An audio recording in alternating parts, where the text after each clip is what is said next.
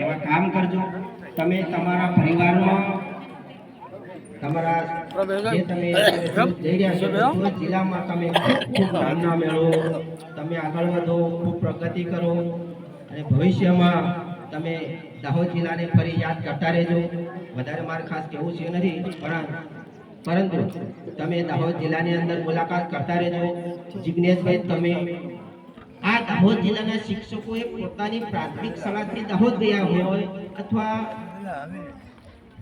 પોતાના તાલુકા પોતાના જે વતનની અંદર તમે જે સર્વિસ કરે છે તો આજુબાજુની ઘણા શિક્ષકો તો પે સેન્ટરની શાળાઓને નથી ઓળખી। તમે જિગ્નેશભાઈ, તમારે પાસે એક ખૂબી છે કે તમે દાહોદ જિલ્લાની બધી જ શાળાઓનો તમે પરિચય મેળવ્યો છે, ભૌગોલિક પરિસ્થિતિનો પણ તમે માહિતગાર થયા છો।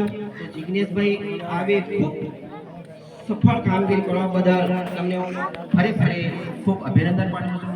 ધન્યવાદ। જય ભારત, જય ગરીબોથી।